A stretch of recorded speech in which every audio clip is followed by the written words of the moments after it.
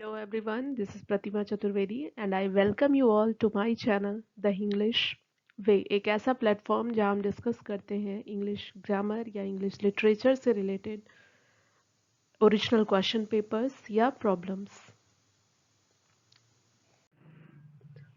हमारे आज के इस वीडियो में हम डिस्कस करेंगे 2013 का टीजीटी का original question paper that was held on 25th Jan 2015 and all 125 questions have been divided into 3 parts और ये पार्ट 1 है जिसमें हम 40 क्वेश्चंस को डिस्कस करेंगे। आपसे एक रिक्वेस्ट है कि आप इस वीडियो को पूरा देखें। आपको जो इन्फॉर्मेशन ऐसा लगता है कि अच्छी है उसके लिए अपने नोट्स बनाइए, वीडियो को शेयर करिए, अगले पार्ट के लिए इसे सब्सक्राइब करिए और आपके व्यूज़ एंड सजेशंस प्लीज़ मुझे कमेंट बॉक्स में कमेंट करिए, टेक्स्ट करिए। So let's get started. So the first question is take those lips away. The line occurs in, यहाँ पर 4 ऑप्शंस आपको दिखाई दे रहे हैं। First is a Midsummer Night's Dream, Twelfth Night, Antony and Cleopatra, Measure for Measure. Take those lips away एक song है major for Measure में। ये 4th एक्ट में होता है। ड्यूक एंड इसाबेला मैरियाना को विजिट करने आते हैं एंड मैरियाना दुखी है, उसका हार्ट ब्रेक हुआ है। तो उसे कंसोल करने के लिए ये एक ट्रिप होती है, एक विजिट होती है ड्यूक एंड इजाबेला की, और वहाँ पर मैरियाना के कानों में एक लड़के के गाने की आवाज़ सुनाई देती है, that is take those lips away. Measure for measure जो प्ले है ये सेट है वियना में और शेक्सपियर का केवल एक ही प्ले है जो वियना में सेट है। मिडसमर नाइट्स ड्रीम आप जानते हैं ये एथेंस और नियर बाई वुड्स में सेट है। ट्वेल्थ नाइट इलीरिया में सेट है, ILLYRIA इसकी सेटिंग है। Antony and Cleopatra Roman play है, ये रोम में सेट है। अब आपके पास एक क्वेश्चन और बनता है कि एंटनी एंड क्लियोपाट्रा के अलावा 2 और कौन कौन से प्लेज हैं जो रोमन प्लेज में आते हैं, और इस क्वेश्चन का करेक्ट आंसर है major for measure. Second question है transform the following sentence into exclamatory sentence. He leads a most unhappy life, a most unhappy life, और इसे आपको कन्वर्ट करना है एक्सक्लामेटरी सेंटेंस में।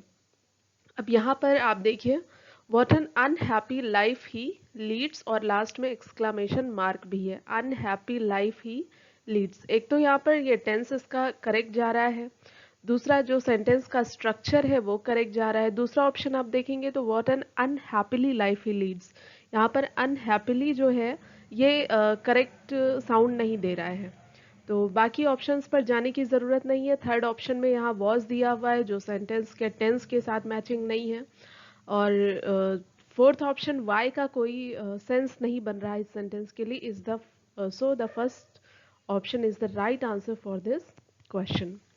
नेक्स्ट है change the following sentence into complex sentence. Complex sentence बनाना है आपको। ही हैड टू साइन और बी एग्जीक्यूटेड।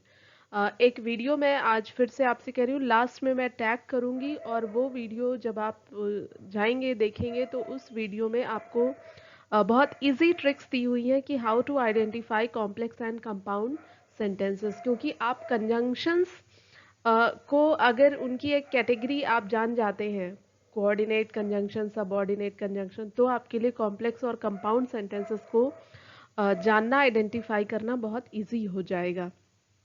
तो ही हैड टू साइन और बी एग्जीक्यूटेड, उसे साइन करना था या फिर एग्जीक्यूट होना था।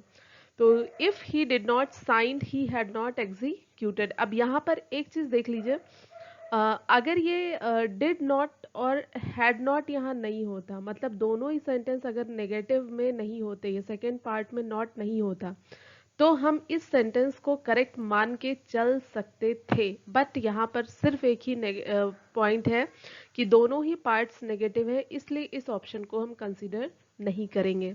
सेकेंड है if he had not signed he would have been executed. This is the right option for this question.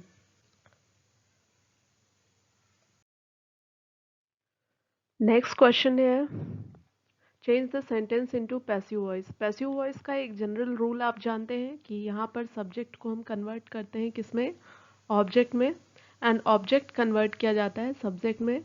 किसी भी सिचुएशन में वर्ब की थर्ड फॉर्म ही यूज होती है, कोई भी टेंस हो, और वर्ब की थर्ड फॉर्म हम यूज करते हैं किसके साथ? हेल्पिंग वर्ब के साथ। तो ये हमें पैसिव में करना होता है। अब यहाँ देखिए, do you not understand my meaning, कौन सा टेंस है? Present indefinite. Yes, present indefinite tense है। प्रेजेंट इंडेफिनिट टेंस का जब पैसिव बनाते हैं तो हेल्पिंग वर्ब हो जाती है इज एम आर, और इज एम आर के साथ हम यूज करते हैं वर्ब की थर्ड फॉर्म। तो यहाँ पर आप देख लीजिए, I am not understood your meaning, no I do not understand meaning, ये तो आपका प्रेजेंट इंडेफिनिट में ही है। बस नेगेटिव सेंटेंस है। Is your meaning understood? Your meaning understood इसलिए इस करेक्ट नहीं होगा क्योंकि यहाँ पर माई मीनिंग है, और ये इनडायरेक्ट नहीं है जहाँ हम सब्जेक्ट और ऑब्जेक्ट को भी हम बदलते हैं सब्जेक्ट या ऑब्जेक्ट के अकॉर्डिंग। यहाँ पर जो सब्जेक्ट है वो वही रहते हैं, बस उनका जो मोड है, जो प्लेस है, प्लेसिंग बदलती है। तो यहाँ पर फोर्थ ऑप्शन है is my meaning understood, and this is the right answer for this question. क्या मेरी मीनिंग, क्या मेरा मतलब समझ आया? Do you not understand my meaning passive होगा इज माई मीनिंग अंडरस्टूड। और यहाँ पर जो बाई वाला पार्ट होता है वो कई बार मिसिंग होता है, क्योंकि डूअर से ज्यादा what is done is important in passive voice. Okay, अगला क्वेश्चन है find out the mistake in the sentence given बेलो।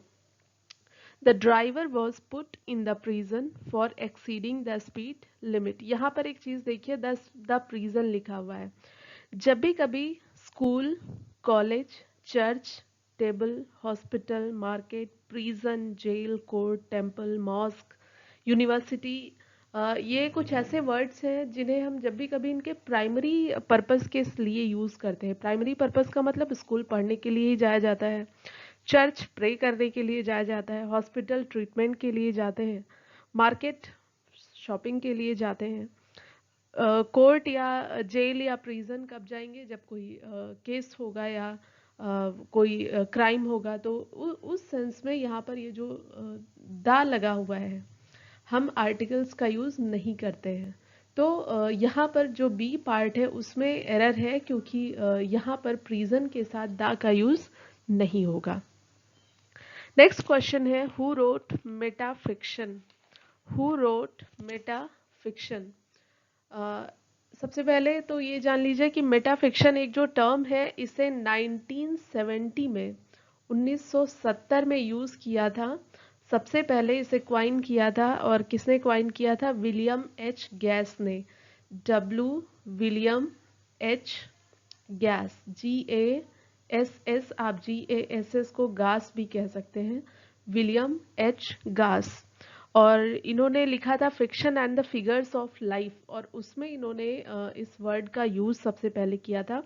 उसके बाद मेटा फिक्शन जो वर्क है, the theory and practice of self conscious fiction, ये एक वर्क लिखा था पैट्रिशिया वॉग ने। तो यहाँ पर सी ऑप्शन करेक्ट है। Patricia Waugh wrote metafiction, the theory and practice of self conscious fiction. ठीक है, तो टर्म किसने कॉइन किया? WH घास ने। और मेटाफिक्शन वर्क किसने लिखा? पैट्रिशिया वॉग ने। नेक्स्ट क्वेश्चन है complete the sentence. Galsworthy's play strife. ये स्ट्राइफ इनका प्ले है, deals with the subject of. तो गर्ल्स वर्दी का जो स्ट्राइफ वर्क है ये लेबर डिस्प्यूट्स को डील करता है, इनकी जो थीम है। और दूसरा ये है कि Galsworthy's plays are called problem plays. इन्हें प्रॉब्लम प्ले राइटर की कैटेगरी में रखा जाता है। और प्रॉब्लम प्ले ये वो शेक्सपियर वाले प्रॉब्लम प्ले नहीं है जहाँ पर आपको ये प्रॉब्लम है कि उन्हें ट्रेजिडी की कैटेगरी में रखें या कॉमेडी की कैटेगरी में रखें या डार्क रखें या सोम्बर रखें, क्या कहें।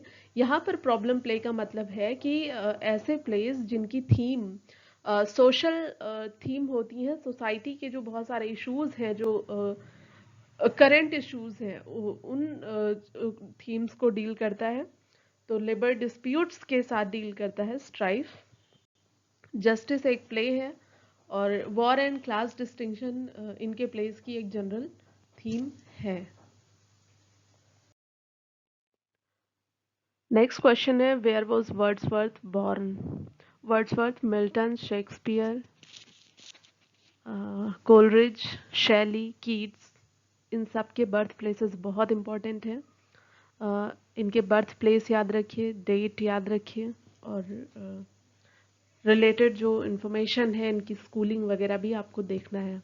तो यहाँ पर सेकेंड ऑप्शन देखिए क्या है, कॉकर माउथ, COCKERMOUTH।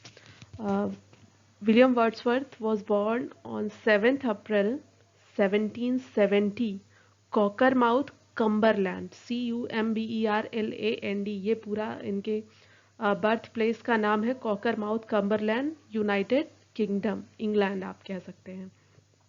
और 23 अप्रैल 1850 को रिडल वेस्टमोरलैंड में इनकी डेथ हुई थी। ठीक है, so correct answer is cocker mouth. 7 अप्रैल 1770, 23 अप्रैल 1850। और उससे रिलेट करते चले जाइए, इनकी डेथ के बाद इनका एक वर्क पब्लिश हुआ था जो इनकी वाइफ ने पब्लिश कराया था, मैरी हचिंसन ने। और वो वर्क क्या था आप लोग मुझे कमेंट बॉक्स में बताएंगे। Okay, put the following in indirect speech. How smart you are, she said. Indirect speech में क्या करते हैं, इनडायरेक्ट स्पीच में इन्वर्टेड कॉमा को हटाया जाता है। इन्वर्टेड कॉमा की जगह जिस तरह का सेंटेंस होता है उसके अकॉर्डिंग हम वहाँ पर दैट, इफ, वेदर जैसे वर्ड्स लगाते हैं, कनेक्ट करते हैं कंजंक्शन से। और यहाँ पर एक जो दूसरा होता है वो ये है कि सेंटेंस के दो पार्ट होते हैं, रिपोर्टिंग वर्ब और रिपोर्टेड स्पीच। रिपोर्टेड स्पीच जो इन्वर्टेड कॉमा के अंदर पार्ट होता है, रिपोर्टिंग वर्ब जो इन्वर्टेड कॉमा के बाहर पार्ट होता है। तो यहाँ पर सब्जेक्ट और ऑब्जेक्ट को भी चेंज करना होता है according the subject and object of reporting verb. How smart you are, she said, ये वाला जो पार्ट है आपका ये रिपोर्टिंग वर्ब है। हाउ स्मार्ट यू आर क्या सेंस जा रहा है, एक्सक्लेम्ड, एक्सक्लामेटरी सेंटेंस है। तो she said how smart you are. यहाँ पर देखिए आपके पास केवल सब्जेक्ट है, कोई ऑब्जेक्ट नहीं है रिपोर्टिंग वर्ब में। और यहाँ पर जो आपका ये यू है, जब यू को हम चेंज करते हैं according the object of the reporting verb, लेकिन यहाँ पर कोई ऑब्जेक्ट नहीं है तो हम यहाँ थर्ड पर्सन के ऑब्जेक्ट्स कंसीडर कर सकते हैं। सेंटेंस हमारा प्रेजेंट टेंस में है, पास्ट में जाएगा, इज एम आर है तो वॉज वर हो जाएगा। तो she exclaimed that he was very smart, option number B ये करेक्ट और आंसर है इस क्वेश्चन के लिए। अब हमारा अगला क्वेश्चन है, very important question, which of the following flowers does the mad Ophelia not give away. आपको हैमलेट का एक सीन याद है जिसमें ओफिलिया पागल हो जाती है, गॉट मैड, और वो उसकी टोकरी में बहुत सारे फ्लावर्स हैं जो उसके रास्ते में आने वाले हर पर्सन को वो कुछ फ्लावर्स देती है, और ये फ्लावर्स किसी ना किसी चीज़ को सिंबलाइज करते हैं। तो थोड़ा सा देखिए इसको, mad Ophelia not give away, कौन से फूल हैं जो ओफिलिया किसी को नहीं देती है। तो यहाँ पर पहला ऑप्शन है वॉयलेट्स, दूसरा ऑप्शन है पेंसीज, तीसरा ऑप्शन है रोजमेरी और चौथा ऑप्शन है कोलम्बाइंस। इसका मतलब ये है कि ये 4 टाइप के फ्लावर्स उसके पास हैं। आपका एक और क्वेश्चन यहाँ से तैयार हो जाता है कि इनमें से कौन सा फूल उसकी टोकरी में नहीं था, इनमें से कौन सा फूल उसकी टोकरी में है। तो ये आप याद रखिए, चारों टाइप के फ्लावर्स जो हैं ये उसकी बकेट में आपको मिलेंगे। और दूसरा ये है कि जो उसकी बास्केट में दूसरे फ्लावर्स हैं उनमें है एक और फ्लावर है फेनेल, FENNEL,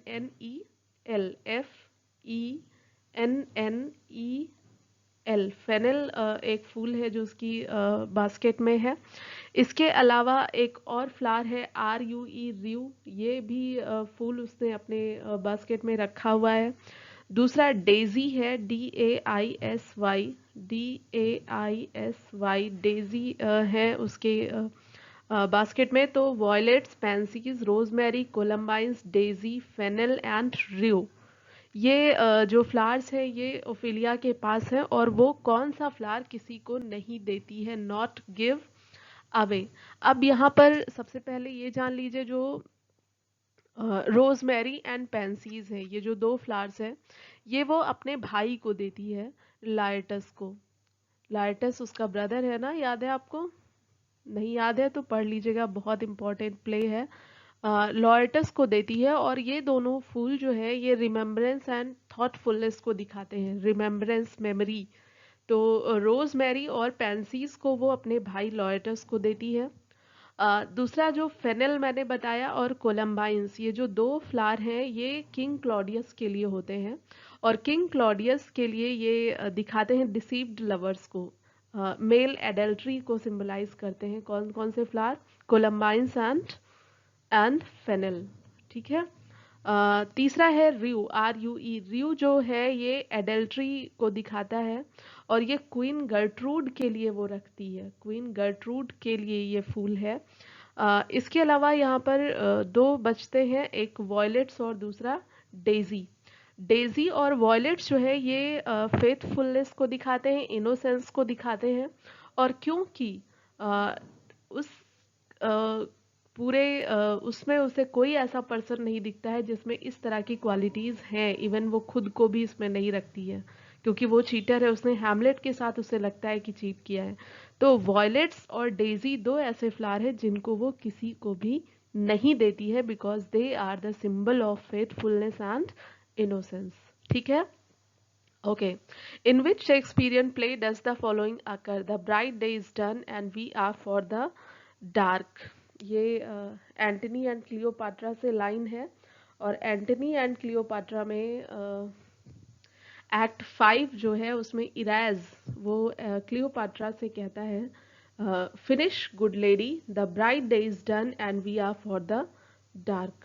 क्लियोपाट्रा यहाँ पर कोशिश करती है सुसाइड कमिट करने की, जहाँ पर वो उसे कंसोल करता है या रोकता है। बाकी सारे प्लेज आप जानते हैं, Antony and Cleopatra Roman play है, हैमलेट और किंग लियर ये ग्रेट ट्रेजेडीज में आते हैं। दो और प्ले हैं जो ग्रेट ट्रेजेडीज में आते हैं, आप मुझे कमेंट में बता सकते हैं। मेजर फॉर मेजर ये इम्पॉर्टेंट प्ले है, अभी इससे रिलेटेड एक क्वेश्चन हमने पहले सॉल्व किया है। So the next question is, people have tried their best to provoke the food victims. Find out the correct antonym of the italicized word. Provoke का एंटोनिम बताना है आपको इन सारे वर्ड्स में से। provoke होता है भड़काना, तेज करना। तो gratify, convince, specify and attract, यहाँ पर कोई चीज़ को भड़काना, आग लगाना, तेज करना, यहाँ पर इसका एंटोनिम क्या हो सकता है? पेसिफाई। कन्विंस मतलब रेडी करना, मनाना किसी चीज़ के लिए। अट्रैक्ट और ग्रेटिफाई यू नो। आप मुझे बताइएगा। नेक्स्ट है you him since his childhood. Since या फॉर का यूज़ हम दो टेंसेज में करते हैं, एक तो प्रेजेंट परफेक्ट और परफेक्ट कंटिन्यूअस में। परफेक्ट और परफेक्ट कंटिन्यूअस में इसका यूज़ किया जाता है। कुछ ऐसी वर्ब होती हैं जो आईएनजी फॉर्म में नहीं यूज़ होती है, तो उन्हें हम परफेक्ट में यूज़ करते हैं। तुम उनसे बचपन से जानते हो, सेंस यही है। बट यहाँ पर नो की बजाय क्या हो जाएगा? Have known. You have known him since his childhood, because यहाँ पर सिंस या फॉर का यूज़ है, तो हम परफेक्ट के साथ जाएंगे। नेक्स्ट है justice shows problems of. Justice British legal system को एक्सप्लेन करता है, बताता है, उसकी जो बहुत सारी खामियां हैं, कमियां हैं, उन पर बात करता है। नेक्स्ट है who has written Jocelyn among the following writers. आप जानते हैं जॉसलिन एक प्ले है जो कि गाल्सवर्दी ने लिखा है इस वर्क को, और गाल्सवर्दी ने इसे 1898 में पब्लिश कराया था। बाकी मिल्टन का ऐसा कोई वर्क नहीं है, शेक्सपियर का नहीं है, एंड वर्ड्सवर्थ का नहीं है। What could be the tragic flaw in Hamlet. Tragic flaw जो कॉज ऑफ ट्रेजिडी होती है, जिस वजह से कोई ट्रेजिडी किसी वर्क में हो रही है, वो क्या है? तो हैमलेट का ट्रेजिक फ्लॉ क्या है? हैमलेट में आपको क्या लगता है ट्रेजिडी क्यों होती है? क्योंकि बहुत सारे मैटर्स ऐसे हैं जिनको बातचीत करके या सही टाइम पे सही डिसीजन लेकर के सॉर्ट आउट किया जा सकता था। इतनी सारी जो डेथ और मर्डर्स उसमें होते हैं फाइनली, वो सारे प्रॉब्लम्स अवॉइड किए जा सकते थे, ऐसा नहीं लगता? तो हैमलेट का जो ट्रेजिक फ्लॉ है वो हैमलेट की डिसीजन ना ले पाने की क्षमता है, मतलब इनडिसिसिवनेस ऑफ हैमलेट। तो यहाँ पर noble is not the right answer. Oedipus complex ये करेक्ट आंसर नहीं है। ऑडिपस कॉम्प्लेक्स वैसे आप जानते हैं दो टर्म है, Oedipus complex and Electra complex. Oedipus complex जिसमें किसी मेल चाइल्ड का अट्रैक्शन अपनी मदर के लिए ज़्यादा होता है, मोर दैन मदर होता है, और इलेक्ट्रा कॉम्प्लेक्स जिसमें फीमेल चाइल्ड का अट्रैक्शन अपने फादर के लिए मोर देन फादर होता है, उसे हम ये नाम देते हैं Oedipus complex and Electra complex. Vaulting ambition जो है ये कॉज है मैकबेथ का, हैमलेट का नहीं है। वॉल्टिंग एम्बिशंस मैकबेथ की ट्रेजेडी का ट्रेजिक फ्लॉ है। तो यहाँ पर हम जाएंगे नन ऑफ दीज के साथ। और हैमलेट में जो ट्रेजिक फ्लॉ है वो है हैमलेट की इनडिसिसिवनेस। इनडिसिसिवनेस निर्णय ना ले पाने की क्षमता, incapability of taking decisions. Next question है I will sit dash my desk to do my lesson. यहाँ पर जो ऑप्शन है वो इन है। In is the right answer for this question. I will sit in my desk to do my lesson. Next है in which year Milton's Lycidas was written. Lycidas was written, आपको पता है Lycidas एक pastoral elegy है Milton की, जो उन्होंने 1638 में पब्लिश कराया था। और इसे मोनोडी भी कहते हैं, मोनोडी MONODY। तो कौन सा वर्क इनमें से मोनोडी है उसमें भी पूछा जाता है क्वेश्चन। तो ये जो वर्क है ये मोनोडी है, MONODY। और ये वर्क लिखा गया था कब? ये वर्क लिखा था जब एडवर्ड किंग, जो कैम्ब्रिज टाइम में जॉन मिल्टन के बहुत अच्छे दोस्त हो गए थे, और उनकी डूब कर किसी शिप में ट्रैवलिंग के समय उस शिप के डूबने से उनकी डेथ हो गई थी। तो उनके लिए ये पोयम इन्होंने लिखी थी। 193 लाइंस की ये पोयम है। डेथ हुई थी 37 में, और 37 से ही इन्होंने लिखना शुरू किया था इसे, but it was appeared in 1638। तो लिसिडस वॉज रिटन इन 1638। आप इस वाले आंसर के साथ जाएंगे 38 में, क्योंकि जब अपीयर हुई तभी उसे लिखा हुआ माना जाता है। तो MONODY मोनोडी है, 193 लाइंस की पोयम है। और दोबारा मिल्टन ने इसे फिर से पब्लिश कराया था कब?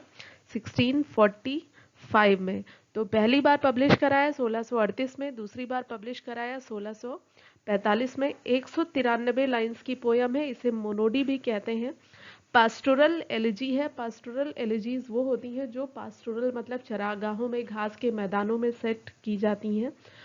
शेफर्ड, शेफर्डिस के फॉर्म में यहाँ पर जो कैरेक्टर्स होते हैं उन्हें प्रेजेंट किया जाता है। और एडवर्ड किंग के लिए ये वर्क लिखा गया है। I think this is enough. हम मिल्टन को जितना डिटेल में पढ़ेंगे उतना आपके लिए अच्छा है। ओके फिर हमारा नेक्स्ट क्वेश्चन है when was John Galsworthy awarded the Nobel Prize for literature. तो 1927 में हेनरी बर्गसन, जो फ्रेंच थे, इन्हें नोबेल प्राइज मिला था, हेनरी बर्गसन को। 1929 में थॉमस मैन को, MANN, ये जर्मन थे, इनको मिला था। 1932 में जॉन गाल्सवर्दी को नोबेल प्राइज मिला था। और 1935 was the blank year for Nobel Prize distribution. ठीक है। नेक्स्ट है what is the full name of mister WH in Shakespeare sonnets. Shakespeare के सोनेट आप जानते हैं नंबर में कितने हैं? 154। और ये 154 सोनेट्स में 126 जो है ये डेडिकेटेड है मिस्टर WH को। अब पहली ये है कि रिडल ये है, पजल ये है कि ये किसे डेडिकेटेड है। तो 126 सोनेट्स जो है वो मिस्टर WH को डेडिकेटेड है। अब मिस्टर WH के दो नाम हैं, एक तो विलियम हर्बर्ट, यहाँ पर जो आपको एक ऑप्शन ए में दिख रहा है, और दूसरा एक Henry Wriothesley, HENRY WRIOTHESLEY, Henry Wriothesley from Southampton, या फिर विलियम हर्बर्ट फ्रॉम पेम्ब्रोक। इनमें से कौन है? बट आपके लिए इजी इसलिए है क्योंकि यहाँ पर सिर्फ एक ही ऑप्शन दिख रहा है, विलियम हर्बर्ट। तो विलियम हर्बर्ट को आप टिक करेंगे। Mister WH is known as William Herbert of Pembroke, जो उनके फ्रेंड थे, जिनको उन्होंने अपने 126 आउट ऑफ 154 सोनेट्स डेडिकेट किए थे। बाकी के जो 26 सोनेट थे वो उन्होंने डार्क लेडी को किए थे। ठीक है। अगला है व्हाट इज असाइड। हाँ, एक चीज और, 1609 में इनके 154 सोनेट्स एक साथ पब्लिश हुए थे। और किसने पब्लिश कराए थे? पब्लिशर कौन था? Thomas Thorpe, THOMASTHORPE, Thomas Thorpe इनका पब्लिशर था इनके 1609 में पूरे जो 154 सोनेट्स थे ये एक साथ पब्लिश हुए थे। अब एक चीज़ आपको और याद रखनी है कि इनका फर्स्ट फोलियो कब पब्लिश हुआ, इनका सेकंड फोलियो कब पब्लिश हुआ, फर्स्ट फोलियो किसने पब्लिश कराया, कब पब्लिश हुआ और किसके नोट के साथ, किसने प्रिफेस उसका लिखा था, सेकंड फोलियो किसके नोट के साथ पब्लिश हुआ, थर्ड एडिटर कौन है उनके सभी प्लेस का। तो शेक्सपियर को भी जितना पढ़ेंगे उतना कम है और मैं आपको यही सजेस्ट करूंगी कि पढ़िए। नेक्स्ट है व्हाट इज असाइड। असाइड क्या होता है? असाइड है, सॉलिलॉकी है, मोनोलॉग है, ये सब एक सिंगल कैरेक्टर के थ्रू बोले गए वर्ड्स होते हैं। मोनोलॉग एक स्पीच टाइप, एक पोयम होती है जो कि कोई थर्ड पर्सन के फॉर्म में प्रेजेंट करता है। ब्राउनिंग को कहा जाता है मास्टर ऑफ ड्रामेटिक मोनोलॉग। सॉलिलॉकी जो होती है कोई एक सिंगल पर्सन की एक स्पीच होती है स्टेज पर सिंगल, और जो असाइड होता है ये कोई छोटा सा कमेंट होता है जो कोई एक कैरेक्टर बोलता है, but he the audience is suppose to hear. Audience के लिए बोला जाता है बट कैरेक्टर्स के लिए नहीं बोला जाता। मैं इसका एक सिंपल सा एग्जांपल आपके लिए देती हूँ कि जब घर में कभी आपको डांट पड़ती है और आप कुछ कह पाने की सिचुएशन में नहीं होते तो आप धीरे से चुपके से कोई एक ऐसे कमेंट बोल देते हैं, आप पता है मुझे कौन कितना काबिल है, बट वो आप अपने सेटिस्फैक्शन के लिए बोलते हैं, आप जानते हैं इसे आप जोर से नहीं कह सकते हैं। तो aside addressed in words that the other actors are not suppose to hear. Option number A जो है ये इसका करेक्ट आंसर है। Find out which part of the sentence has an error. यहाँ पर देखिए इफ आई एम यू, अगर मैं तुम्हारी जगह होता, यदि मैं तुम होता, I would have seen to it that I won the prize, no error. अगर ऐसे सेंटेंसेस होते हैं तो यहाँ पर हेल्पिंग वर्ब हमेशा WERE वर लगती है, चाहे सब्जेक्ट उसके साथ कुछ भी हो। इफ आई वर यू, ठीक है। नेक्स्ट है complete the sentence. Ottava rima is a stanza in iambic pentameters. Ottava rima याद है? ओटावा रीमा 8 लाइन स्टैंजा होता है और किसमें होता है? आयम्बिक पेंटामीटर्स में ये स्टैंजाज होते हैं। तो दो क्वेश्चन, एक तो ओटावा रीमा कितनी लाइन का स्टैंजा होता है, तो 8 लाइन का स्टैंजा होता है। इसके रिदम या मीटर क्या होते हैं, तो ये आयम्बिक पेंटामीटर में होता है। अब आयम्बिक पेंटामीटर क्या होता है? Unstressed syllable is followed by stressed syllable, और ऐसे 5 पेयर्स बनते हैं तो उन्हें हम कहते हैं पेंटामीटर, ठीक है। 4 लाइन को हम क्वार्टराइन कहते हैं, 6 लाइन स्टेंजा को सेस्टेट कहते हैं, 10 लाइन स्टेंजा देखिए क्या होता है। नेक्स्ट है fill in the gap with an appropriate auxiliary. He was so tired, आपको याद है? He is so tired that he can not eat, he is so sleepy that he can not sit. तो जब is M R के साथ ही can not लगाते हैं तो यहाँ पर वॉज का यूज है, यहाँ पर हम क्या लगाएंगे? COULD, could. He was so tired, वो इतना थका हुआ था, दैट ही स्कार्सली स्टैंड, कि वो मुश्किल से खड़ा हो सकता था या वो खड़ा नहीं हो सकता था। स्कार्सली और हार्डली के साथ हमारे सेंटेंस नेगेटिव ही हो जाते हैं, तो यहाँ पर होगा he was so tired that he could scarcely stand, ठीक है। नेक्स्ट है rearrange the sentence with correct order labelled as PQRS, choose the proper sequence. इसको ध्यान से देखिए। ओनली टाइम विल टेल, समय बताएगा। Only time will tell, you credit the nation with, whether the great future you credit the nation with will turn out to be true। तो क्या होना चाहिए? only time will tell whether the great future you credit the nation with will turn out to be true। second option, B option correct है। who is the writer of recluse? Shakespeare, Milton, Galsworthy, Wordsworth, ये चारों वो writers हैं जो TGT के syllabus में आपको बहुत डिटेल में पढ़ना है। हालांकि आप बहुत सारे क्वेश्चंस ऐसे देखते हैं जिनमें आप ये देख रहे हैं कि इनसे अलग भी क्वेश्चंस आ रहे हैं। तो who is the writer of recluse? Recluse का मतलब होता है सन्यासी, साधु जो घर से निकल चुका है।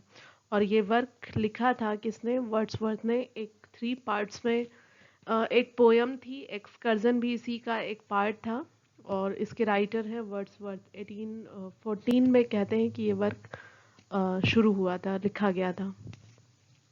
Next the term novel was taken from the Italian word novella, NOVELLA। Novella Italian word है जिससे नॉवेल लिया गया है, और नॉवेल का मीनिंग है variety of writings that are suppose to be written in prose. Extended narrative होता है, और ये जो है एक अच्छी लेंथ में होता है, वैरायटी ऑफ कैरेक्टर्स होते हैं। और यहाँ पर पिकारेस नॉवेल होते हैं, बिल्डंग्स रोमन नॉवेल होते हैं। नॉवेल्स के जो टाइप हैं, एपिस्टलरी नॉवेल हैं। तो आप लोग एक काम करेंगे कि जितने भी टाइप के नॉवेल आपने अभी तक सुन रखे हैं उन सभी को लिस्टिंग करेंगे, और उनकी डेफिनीशंस और उनके टाइप और उनके राइटर्स, मतलब कौन किस तरह के नॉवेल्स लिखते हैं, तो उनकी एक लिस्टिंग आप करके कोशिश करिएगा कि मुझे बताइएगा भी। नेक्स्ट है who is the writer of descriptive sketches. Descriptive sketches एक वर्क था जो 1792 93 1792 93 के आसपास लिखा गया था, and it was a poem by William Wordsworth. तो डिस्क्रिप्टिव स्केचेस किसने लिखा है? विलियम वर्ड्सवर्थ ने। ठीक है। नेक्स्ट है किंग लियर हैड, कितनी डॉटर्स थी किंग लियर के? 3 डॉटर्स। ये one of the greatest tragedies of William Shakespeare, आपको याद है ना?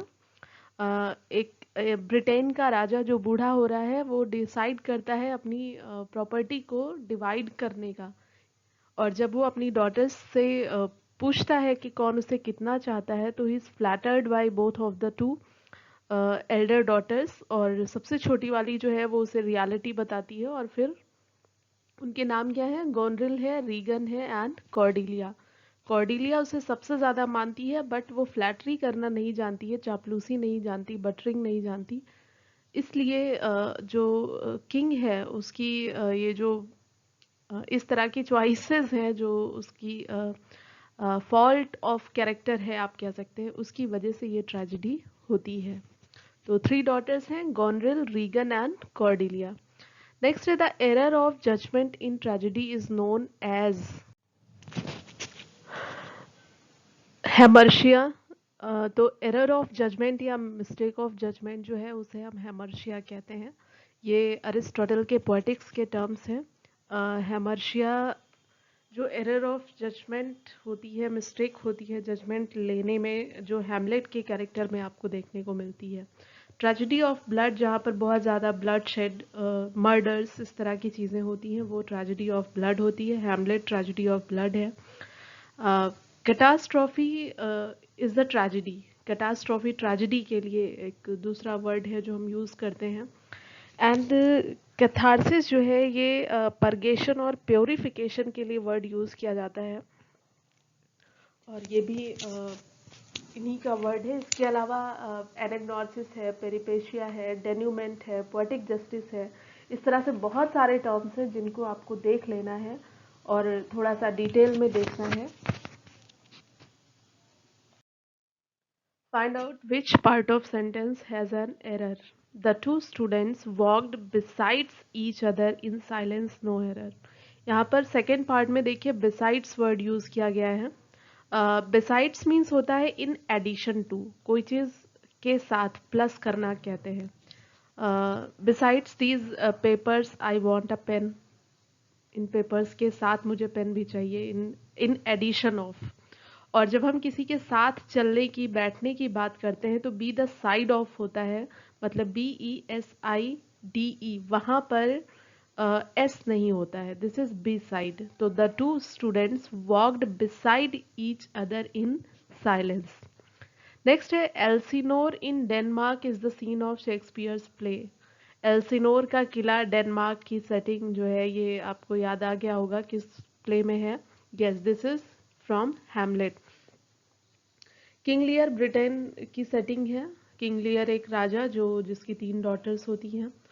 कोरियोलेनस जो है ये रोम और एंटियम की सेटिंग है, रोम एंड एंटियम। और टाइटस एंड्रोनिकस भी रोम में सेट है। ठीक है। नेक्स्ट है who is the writer of history of Britain. ये क्वेश्चन था जिसे मैंने अपने एग्जाम में अटेम्प्ट किया था और गेस वर्क था मुझे इससे पहले नहीं पता था कि जॉन मिल्टन का ये वर्क है, और एग्ज़ाम में जब ये क्वेश्चन मैंने देखा उस समय भी मुझे नहीं पता था। बट कई बार आपके क्वेश्चन सॉल्व हो जाते हैं जब आप ये जानते हैं कि विलियम शेक्सपियर का ऐसा कोई वर्क नहीं है जो हिस्ट्री ऑफ ब्रिटेन पर बेस्ड है। उन्होंने हिस्ट्री प्लेज लिखे हैं, बट ऐसा कोई प्रोज वर्क उन्होंने नहीं लिखा है जिसमें स्पेशली हिस्ट्री का कोई ऐसा एक्सपीरियंस मिलता हो। विलियम वर्ड्सवर्थ रोमांटिक पोएट हैं। उनका ऐसे फैक्ट्स राइटिंग उनकी कम ही मिलती है, और जॉन गाल्सवर्दी प्रॉब्लम प्लेज लिखते हैं। तो यहाँ पर एक गेस वर्क था कि हो सकता है जॉन मिल्टन ने ये लिखा हो, क्योंकि जॉन मिल्टन ने कई सारी एरोपेजिटिका, आइकोनोक्लास्ट जैसे कई सारे प्रोज वर्क भी उस समय पेपर्स लिखे थे, हिस्ट्री पेपर्स लिखे थे, जो उस समय की सोसाइटी, क्योंकि ये प्यूरिटन एज से बिलोंग करते हैं, और ये लकीली सही हो गया था। तो ये जो वर्क है हिस्ट्री ऑफ ब्रिटेन, ये जॉन मिल्टन का वर्क है, और 1670 में ये वर्क पब्लिश हुआ था, हिस्ट्री ऑफ ब्रिटेन। नेक्स्ट है the globe theatre was burn down in. The globe theatre, William Shakespeare इसके एक ओनर थे, द ग्लोब थिएटर, एंड इसमें आग लग गई थी 1613 में, 1613 में। आपको पता है कि फर्स्ट ऑथेंटिक थिएटर कौन सा था इंग्लैंड का? तो आपने एक नाम सुना होगा, the theatre. The theatre, THEATRE, ये नाम है उसका, उस थिएटर का, that was considered the first theatre of England. और ये इस्टेब्लिश हुआ था कब? ये इस्टेब्लिश हुआ था 1576 में, 1576 पे। और लॉर्ड चैम्बरलेन के जो कंपनी थी उसके सारे लोग इसमें परफॉर्म किया करते थे, और उन्हीं में से कुछ इसके ओनर थे। फिर 1599 में इसे ही कहते हैं कि ग्लोब में कन्वर्ट किया गया 1599 में, और 1599 से 1613 तक ये द ग्लोब के नाम से चला, और 1613 में इसमें आग लगी, इट वॉज बर्न डाउन, और इसे फिर से खड़ा किया गया था। तो ये पूरी स्टोरी है, ठीक है। 1609 आपको याद है, ये वो ईयर है जब विलियम शेक्सपियर के 154 सोनेट्स थॉमस थॉर्प ने पब्लिश कराए थे, ठीक है। नेक्स्ट है others abide our question thou art free, who has said this about Shakespeare? Matthew Arnold ने एक पोयम लिखी थी शेक्सपियर टाइटल से, शेक्सपियर टाइटल था उसका, Shakespeare a poem written by Matthew Arnold. और उस शेक्सपियर पोयम की जो ओपनिंग लाइन है, ओपनिंग लाइन ये है कि others abide our question thou art free. मतलब दूसरों की आर्ट शायद इतनी ओपन और अंडरस्टूड, वेल अंडरस्टूड नहीं है कि उसे समझा जा सके, बट शेक्सपियर में वो स्मूथनेस, वो इजीनेस है कि वो जो कहना चाहते हैं वहाँ तक रीडर्स पहुँच पाती है, ऑडियंस उनकी पहुँच पाती है। नेक्स्ट क्वेश्चन है Milton's Paradise lost consist of, paradise lost 12 books हैं इस उसमें। हाँ हाँ, अगर हम एपिक की बात करते हैं तो एपिक की एक और मेन कैरेक्टरिस्टिक ये है कि वो जनरली 12 बुक्स में होता है, तो 12 किताबों में होना उसकी एक कैरेक्टरिस्टिक। अब ऐसा बिल्कुल नहीं है कि इसके एक्सेप्शंस नहीं है, बट फेरी क्वीन जो एडमंड स्पेंसर का है वो इनकम्प्लीट है, वो 6 किताबों में ही है। इसके अलावा दांते का डिवाइन कॉमेडी जो है वो भी 12 बुक्स में है। इलियड एंड ओडिसी, ये जो होमर के 2 एपिक हैं, ये 24 बुक्स में है। मतलब 12 से पहले जो एपिक होते थे, जो हमारे क्लासिक एपिक हैं, जो क्लासिक पीरियड के एपिक हैं, वो 24 बुक्स में होते थे। लेकिन जो मॉडर्न एपिक की डेफिनेशन है उसमें 12 बुक्स उसका एक मेन कैरेक्टर है, ठीक है। तो पैराडाइज लॉस्ट जो है वो 12 बुक्स में है, और कब पब्लिश हुई थी? It was published in 1667। Paradise lost, फिर पैराडाइज रिगेन्ड, 2 किताबें आई थी। किसकी हैं? जॉन मिल्टन की। नेक्स्ट है in which year Milton's Paradise Lost was published? आपका आंसर यहाँ मिल गया है 1667, ठीक। Simplicity, sweet music and melody are remarkable features of, first option है एपिक। एपिक आप जानते हैं, एपिक एलिवेटेड स्टाइल में होता है, 12 बुक्स में होता है, ब्लैंक वर्स में होता है, कोई एक ऐसा कैरेक्टर होता है जिसके सारे एक्शंस पूरी सोसाइटी पूरी कंट्री को अफेक्ट करते हैं। तो एपिक नो डाउट कि बहुत ग्रैंड होता है, बट सिंप्लिसिटी इसका कैरेक्टर नहीं है। नेक्स्ट है बैलेड। बैलेड जो होते हैं ये क्वार्ट्रेन्स में, मतलब 4 लाइन स्टैंजा फॉर्म में लिखे होते हैं। इनकी कोई पर्टिकुलर डेफिनेशन नहीं होती कि ये कितने बड़े होंगे, कितने लंबे होंगे। मेलोडी होती है इनमें। सॉलिटरी रीपर आपने पढ़ा होगा, तो मेलोडियस होते हैं, स्वीट म्यूजिक होता है और सिंप्लिसिटी होती है। तो we should go with ballad. Next है ओड। अगर ओड की डेफिनेशन देखें तो ये लॉन्ग लिरिक पोएम्स होती हैं and that are serious in subject and treatment, elevated in style and elaborate in stanzaic structure. तो एलिवेटेड स्टाइल आता है तो ऑब्वियस सी बात है, बड़ा स्टाइल है, बड़ा कैरेक्टर है, और इनके जो जो स्टैंजा स्ट्रक्चर है वो भी स्पेशल है। तो जहाँ कहीं पर भी स्पेशलिटी आ जाती है वो चीज़ें अपनी सिंप्लिसिटी से जनरली बाहर हो जाती हैं। तो यहाँ पर हमारा आंसर होगा बैलेड। और सटायर तो वैसे भी आप जानते हैं कि ये मॉकिंग होते हैं, मजाक उड़ाने के लिए होते हैं, पिंच करने के लिए होते हैं, तो they have no sweetness actually. Next है who wrote lilies that fester smell far those than weeds. तो ये विलियम शेक्सपियर के जो 154 सोनेट्स हैं, उन 154 सोनेट्स में से सोनेट नंबर 94 है, lilies that fester smell far worse than weeds. ठीक है। और 94th सोनेट है, it means it is dedicated to mister WH। Okay, याद रखिएगा, क्योंकि 126 सोनेट्स जो हैं वो मिस्टर WH को डेडिकेटेड है। अब हु इज मिस्टर WH, ये मुझे आप बताइए।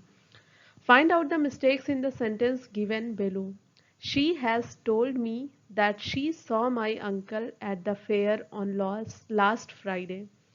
यहाँ पर जो डी पार्ट है, इस डी पार्ट में इस प्रिपोजिशन की कोई ज़रूरत नहीं है।